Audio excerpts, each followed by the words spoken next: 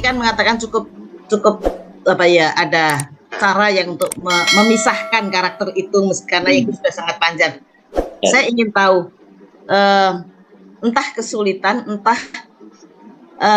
yang paling berkesan dari upaya untuk berpindah karakter itu apa yang kamu alami gitu. Entah yang paling sulit, entah yang paling berkesan. Yang paling sulit dan paling berkesan. Dari apa nih, sorry? Dari semua dari sebagai Joko. Terus sekarang baru di cinta, setelah cinta ini, atau mungkin ke yang lain kemarin gitu loh. Kayak yang udah aku bilang tadi kayaknya, setelah memainkan satu karakter yang cukup panjang dan selesai memainkan karakter itu, aku selalu ngomong bahwa tidak gampang untuk berpisah dengan karakter yang sudah dimainkan. Itu bukan hal yang gampang sih. Jadi tapi balik lagi dengan kesadaran aja sih. Kalau buat aku pribadi lebih kesadaran aja bahwa lebih kayak, oh ini karakter sudah selesai, harus ada tanggung jawab lagi untuk karakter yang baru untuk dimainkan lagi. Jadi berusaha sedemikian mungkin selalu sadar kalau tidak boleh berlarut-larut dengan karakter yang sudah melekat gitu sih. Jadi move on-nya lebih ke mempelajari karakter yang akan dimainkan di waktu yang sekarang aja sih. Lalu yang paling berkesan apa untuk memindah itu? Karena kan tidak mudah kan, itu tadi dikatakan ya. Nah, untuk berpindah itu apa yang paling sulit dan paling berkesan? Cara apa yang kamu anggap itu paling sulit dan paling berkesan untuk move on itu? Kalau paling sulit mungkin karena mainan karakter itu kan panjang,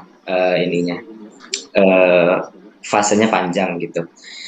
Kesulitannya itu adalah salah satunya karena konsisten memainkan itu terus, dan paling berkesan bagaimana caranya adalah kembali dulu ke karakter asli sih kalau aku ya. Kembali dulu sebagai Rebong, kembali dulu sebagai bagaimana sehari-hari aku menjalankan hidupku gitu. Jadi kayak ya lebih banyak ngobrol sama orang-orang di rumah, sama keluargaku, terus ngobrol sama teman-temanku, sama sahabat-sahabatku gitu. Jadi ketika sudah merasa gue udah ngerasa gue sebagai diri gue sendiri lagi nih, baru mempelajari karakter yang akan dimainkan lagi untuk proyek selanjutnya gitu sih. Berapa lama itu untuk kembali menjadi diri sendiri itu? Perlu waktu berapa lama kamu? Nggak yakin berapa lamanya, tapi mungkin sekitar sebulan, 2 bulan, sampai ya 3 bulan lah. Let's say 3 bulan lah. Apa alasan Akila dan Rebong menerima tawaran main di sinetron ini? Waktu berapa lama untuk mendalami karakternya? Apa saja tantangan yang ditempuh? Silakan. Siapa? Mungkin Akila dulu yang jawab. Aku masuk ke CSC karena kebetulan kan saya lagi free shooting juga. Terus kayaknya nggak ada alasan untuk nolak juga, dan aku merasa kayaknya apa ya? Aku penasaran sih, karena emang ini kan judul orang dewasa ya termasuknya. Terus kayak online-nya tuh sama Ray juga, terus kayak aku mau deh coba gitu kan. Akhirnya masuk deh. Terus kalau untuk mendalami peran, kayak yang tadi aku bilang, kayak karena masuknya tengah-tengah, jadi nggak terlalu susah, dan kebetulan aku mainnya sama Ray, jadi aku kayak ngerasa lebih nyaman.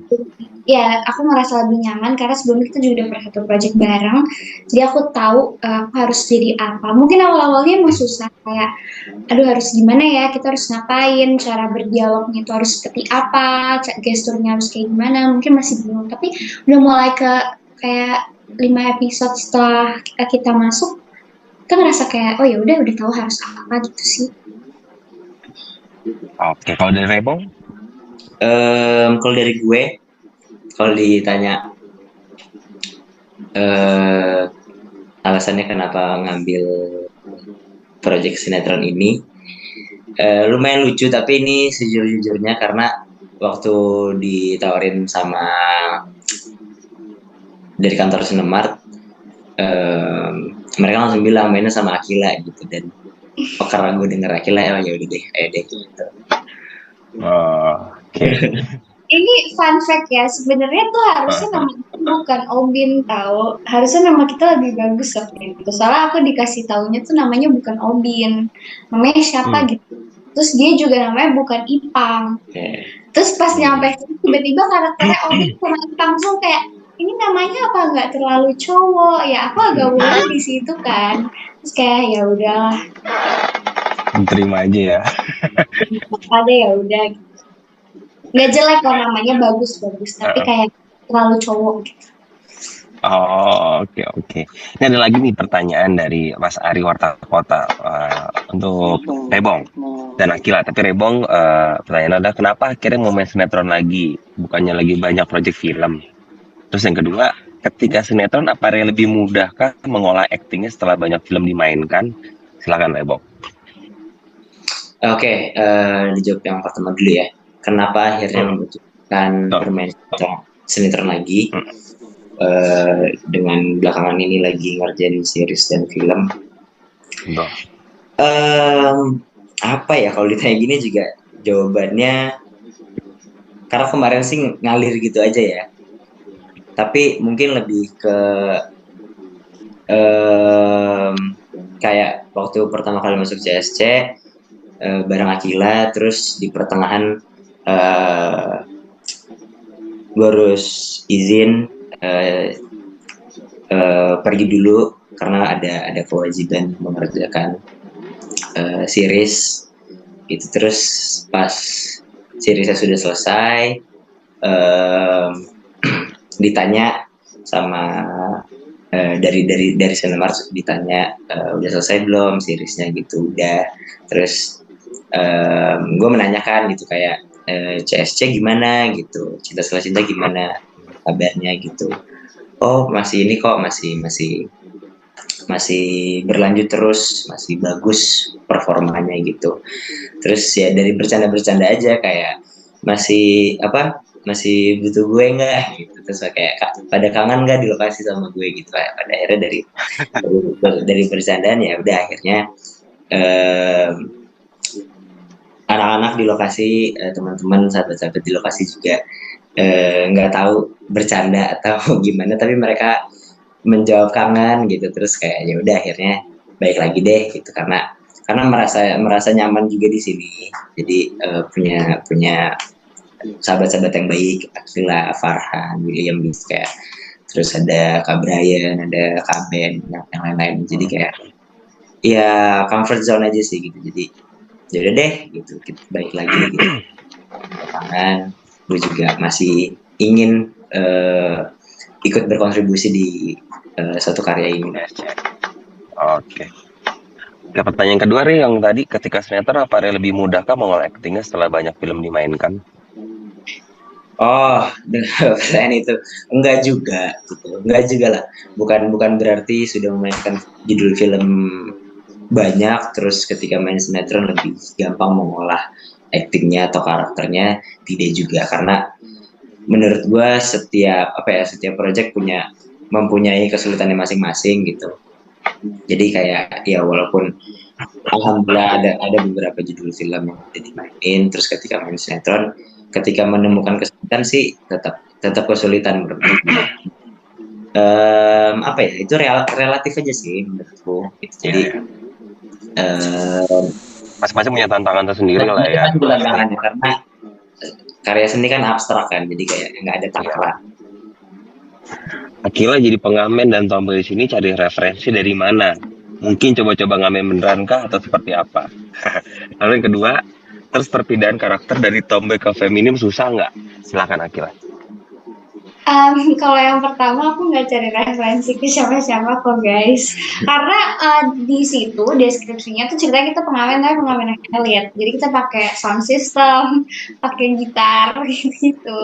Jadi kita bukan yang ngamen yang kumuh yang apa enggak, tapi kita pengamen yang kayak pengamen Gerobak di luar. dorong, kayak gerobak Pengamen dorong gitu ya. pengamen zaman Pengamen yang sekarang. iya pengamen zaman sekarang. Jadi nggak yang Oke. kayak gimana banget gitu. Terus Hmm. buat cari referensi sih aku nggak cari referensi ke siapa-siapa. Terus ya udah. Soalnya scene awalan kita tuh ceritanya ngamen depan Starla sama Arya gitu. Hmm. Terus buat aku jawab pertanyaan kedua ya. Buat apa tadi yang Ya. kedua? Sorry. Yang kedua, terus perpindahan karakter dari tomboy ke feminim susah nggak? Oh ya, karena di ini ya di Heeh. kan itu ceritanya aku di awalnya kan emang tomboy banget ya, karena dia dari anak Hmm. panti, terus kayak emang ya dia nggak ada yang ngurusin, terus dia juga struggle sama hidupnya, buat makan aja susah, terus dia punya temennya cowok, jadi pasti dia akan kebawa-bawa gitu kan, jadi tomboy. Kenapa? Oh, Gitu. Awal-awal aku masuk tuh kayak lumayan laki lah ya style. Nah kebetulan waktu itu rambutku masih pendek juga masih segini, jadi kelihatan lah tomboynya gitu. Terus pas udah agak kesinian, aku udah tinggal di rumahnya, udah kayak mau tinggal di rumahnya Starla karena aku sudah tahu bahwa aku adiknya Starla, anaknya Papa Fondi.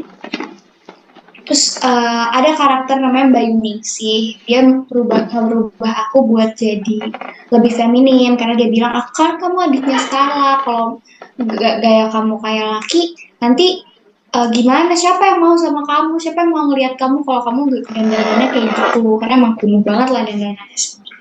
Terus akhirnya di makeover dia jadi feminim, tapi itu juga gayanya masih nggak, setelah itu gaya aku belum feminim banget, cuman kan memang ini kan ceritanya udah berlanjut ke 3 tahun yang lalu, jadi aku ngerasa kayaknya oh ya Obin udah harus lebih dewasa, jadi mungkin gayanya lebih feminim gitu. Berarti umur kita udah 20. Jadi sebenarnya di CSC umur kita udah 20-an.